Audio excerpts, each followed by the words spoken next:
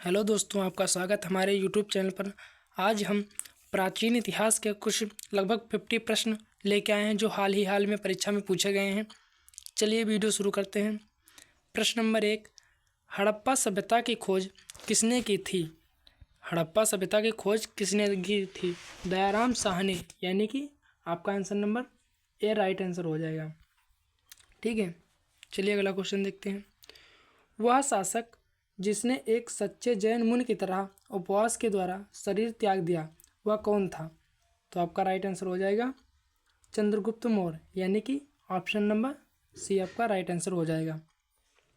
अगला क्वेश्चन, तराइन का प्रथम युद्ध 1191 ईस्वी में किसके मध्य लड़ा गया था? तराइन का प्रथम युद्ध 1191 ईस्वी में किसके मध्य लड़ा गया था?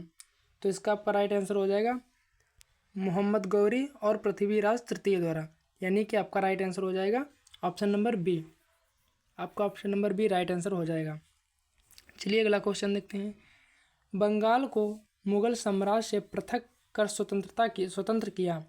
बंगाल को मुगल साम्राज्य से पृथक कर स्वतंत्र किया, तो इसका आपका आंसर हो जाएगा ऑप्शन नंबर मुर्शिद कुली खां। ऑप्शन नंबर ए आपका राइट आंसर हो जाएगा। ऑप्शन नंबर ए आपका राइट आंसर हो जाएगा। चलिए अगला क्वेश्चन, विधवा पुनर्विवाह कानून कब बना? विधवा पुनर्विवाह कानून कब बना? तो यह आपका राइट आंसर हो जाएगा ऑप्शन नंबर बी, यानी 1856 में। आपका आंसर नंबर बी सही हो जाएगा। ठीक है, चलिए अगला क्वेश्चन देखते हैं। अंग्रेजों ने फूट डालो और शासन करो की नीति कब अपनाई थी? अंग्रेजों ने फूट डालो और शासन करो की नीति कब अपनाई थी? तो ये अपनाई थी 1858 में, यानी कि ऑप्शन नंबर सी आपका राइट आंसर हो जाएगा। चलिए अगला क्वेश्चन देखते हैं। इंग्लैंड में गृह युद्ध कितने वर्षों तक चला था? इंग्लैंड में गृह युद्ध कितने वर्षों तक चला था? तो इसका आपका राइट आंसर हो जाएगा बी, यानी कि 7 वर्षों तक चला था। आपका राइट आंसर बी हो जाएगा। चलिए अगला क्वेश्चन देखते हैं। आर्य भारत में कहाँ से आए थे?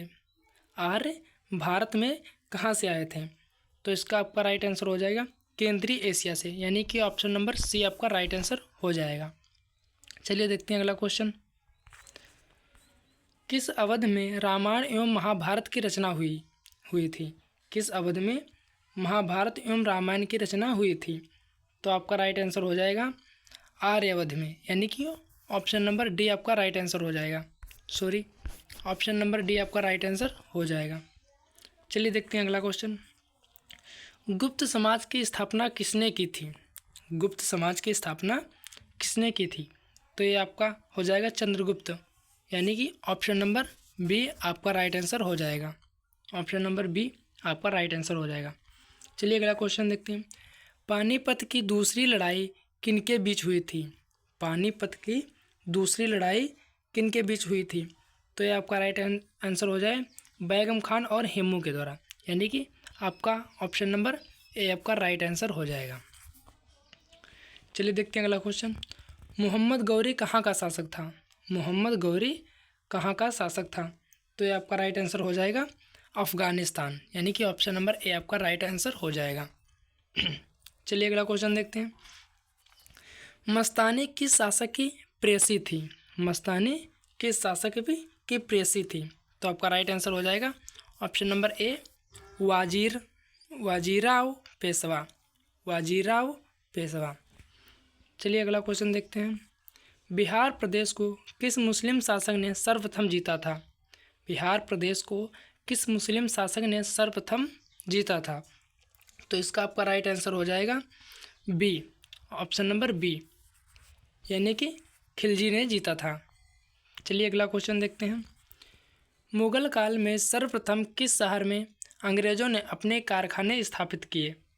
मुगल काल में सर्वप्रथम किस शहर में अंग्रेजों ने अपने कारखाने स्थापित किए? तो इसका आपका राइट आंसर हो जाएगा option number D. Option number D, Surat में। सूरत में अपने सर्वप्रथम कारखाने स्थापित किए थे। अगला क्वेश्चन है, प्रसिद्ध प्राचीन भारतीय विश्वविद्यालय तक्षशिला वर्तमान समय में कहाँ स्थित है? प्रसिद्ध भारतीय विश्वविद्यालय तक्षशिला वर्तमान समय में कहाँ स्थित है? तो ये आपका राइट आंसर हो जाएगा ऑप्शन नंबर बी, पाकिस्तान में। ये वर्तमान में तक्षशिला विश्वविद्यालय पाकिस्तान में पड़ता है। चलिए अगला क्वेश्चन देखते हैं। निम्नलिखित में से कौन सा स्थान पूरा पाषाण और मध्य पाषाण काल के विचित्र शैलाश्रय के लिए जाना जाता है? पूरा पाषाण और मध्य पाषाण काल के चित्रित शैलाश्रय के लिए जाना जाता है।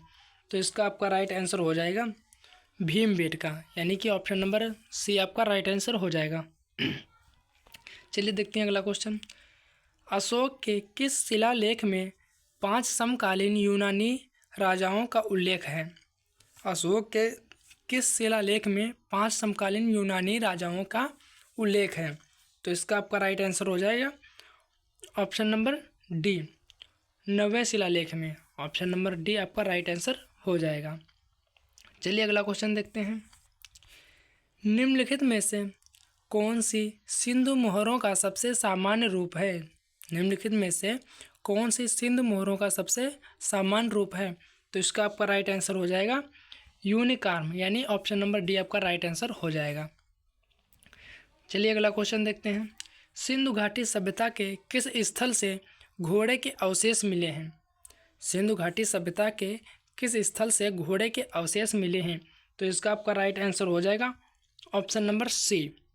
ऑप्शन नंबर सी आपका राइट आंसर हो जाए सुरकोटदा। ऑप्शन नंबर सी आपका राइट आंसर हो जाएगा। चलिए अगला क्वेश्चन देखते हैं। उपनिषद काल के राजा अश्वपद निम्नलिखित में से किस राज्य के शासक थे? उपनिषद काल के राजा अश्वपद निम्नलिखित में से किस राज्य के शासक थे? तो इसका आपका राइट आंसर हो जाएगा ए, केकय। आपका option number A right answer हो जाएगा। केकय राज्य के वो राजा अश्वपद राजा थे। चलिए अगला क्वेश्चन देखते हैं। निम्नलिखित में से कौन सा सिद्धांत जैन धर्म द्वारा जोड़ा गया? निम्नलिखित में से कौन सा सिद्धांत जैन धर्म द्वारा जोड़ा गया? तो इसका आपका राइट आंसर हो जाएगा ऑप्शन नंबर डी, ब्रह्मचर्य। आपका डी ऑप्शन सही हो जाएगा। चलिए अगला क्वेश्चन देखते हैं। निम्नलिखित में से कौन सा बौद्ध ग्रंथ बौद्ध धर्म की शिक्षाओं से संबंधित है? तो इसका आपका राइट आंसर हो जाएगा ऑप्शन नंबर सी, सुत्त पिटक। सुत्त पिटक ऑप्शन नंबर सी आपका राइट आंसर हो जाएगा। चलिए अगला क्वेश्चन। मत्स्य महाजनपद की राजधानी क्या है? मत्स्य महाजनपद की राजधानी क्या है? तो इसका आपका राइट आंसर हो जाएगा बी, विराटनगर। विराटनगर जो मत्स्य महाजनपद की राजधानी है।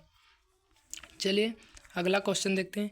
6ठी शताब्दी ईसा पूर्व में एक गढ़वाल को क्या कहा जाता था? 6ठी शताब्दी ईसा पूर्व में एक गढ़वाल को क्या कहा जाता था?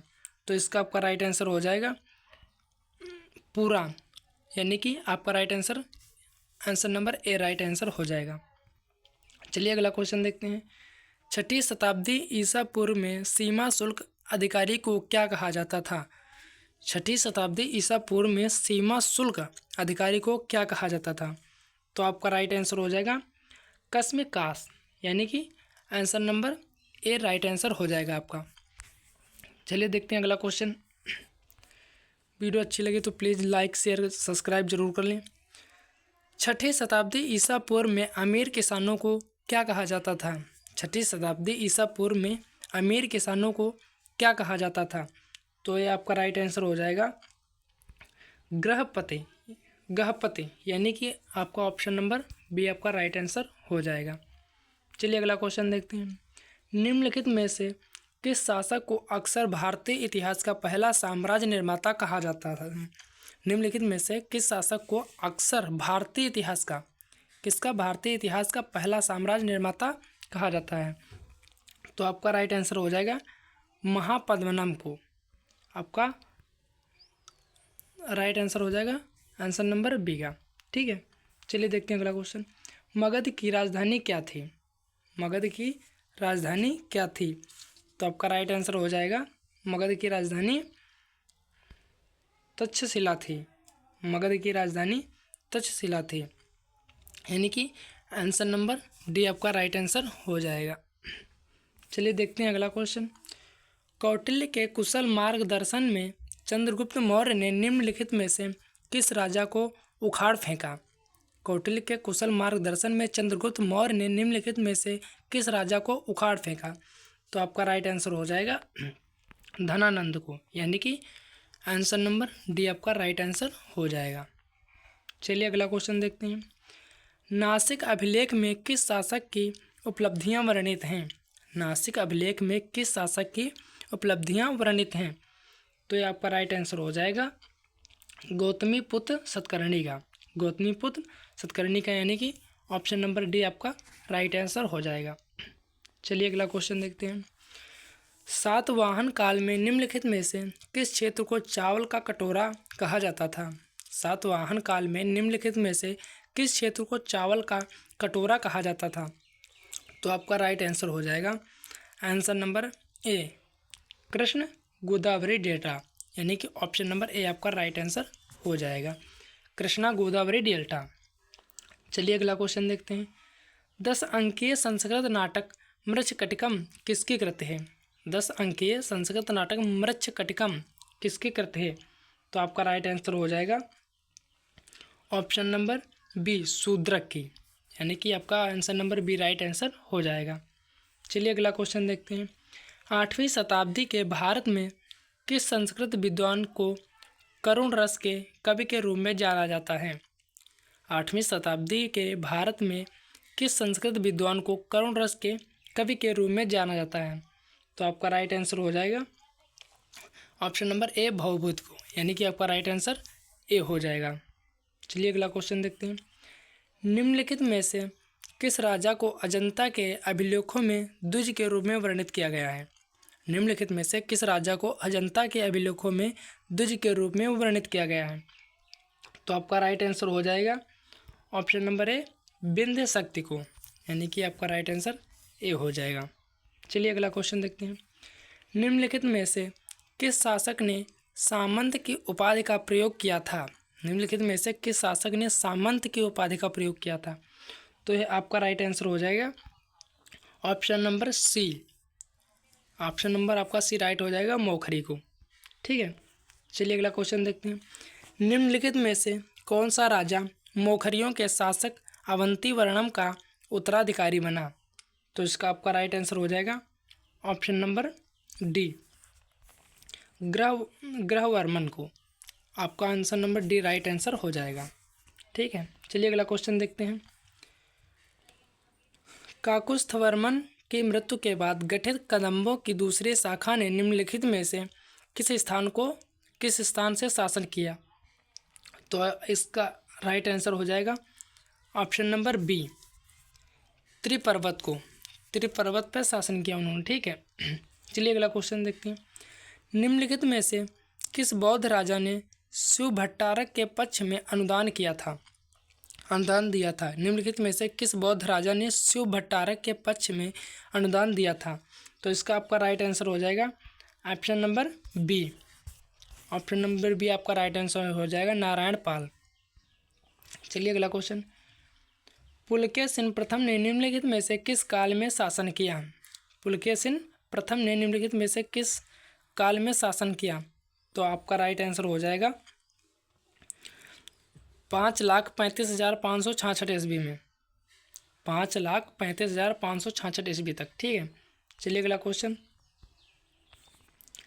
हिंदू दर्शन के निम्नलिखित में से किस प्रणाली पर शंकराचार्य ने 9वीं शताब्दी ईस्वी में भाष्य लिखा था? हिंदू दर्शन के निम्नलिखित में से किस प्रणाली पर शंकराचार्य ने 9वीं शताब्दी ईस्वी में भाष्य लिखा था? तो इसका आपका राइट आंसर हो जाएगा ऑप्शन नंबर ए उत्तरी मीमांसा। ठीक है, यानी कि ऑप्शन नंबर डी आपका राइट आंसर हो जाएगा। चलिए अगला क्वेश्चन। रत्नावली एक खूबसूरत राजकुमारी के बारे में एक संस्कृत नाटक है, इसके लेखक कौन है? रत्नावली एक खूबसूरत राजकुमारी के बारे में एक संस्कृत नाटक है, इसके लेखक कौन है? तो इसका आपका राइट आंसर हो जाएगा बी, इसके लेखक हर्ष हैं। चलिए अगला क्वेश्चन देखते हैं। 8वीं शताब्दी में कश्मीर में मार्तंड सूर्य मंदिर का निर्माण किसने करवाया था? 8वीं शताब्दी में कश्मीर में मार्तंड सूर्य मंदिर का निर्माण किसने करवाया था?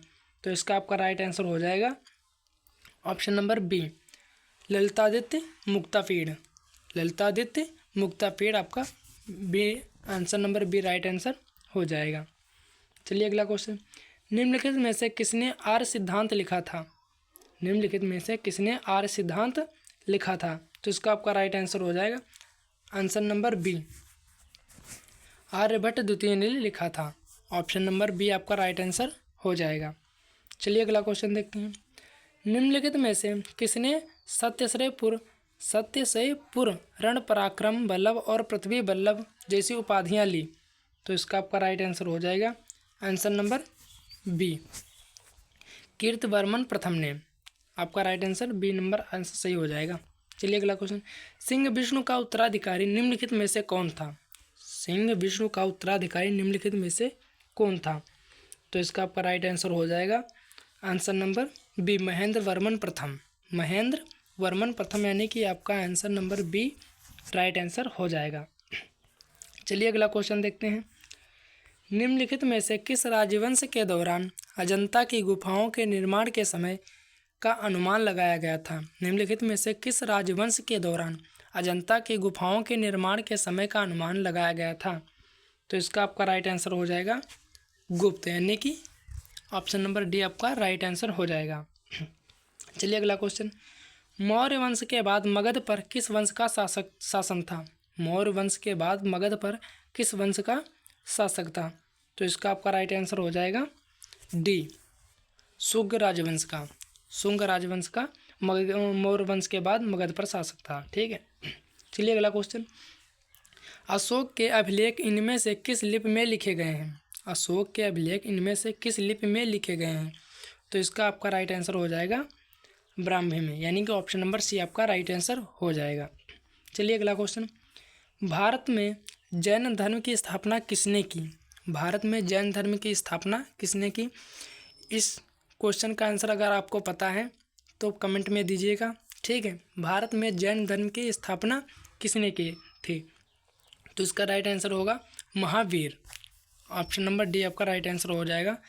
अगर वीडियो पसंद आई हो तो प्लीज़ चैनल को लाइक एंड सब्सक्राइब करें।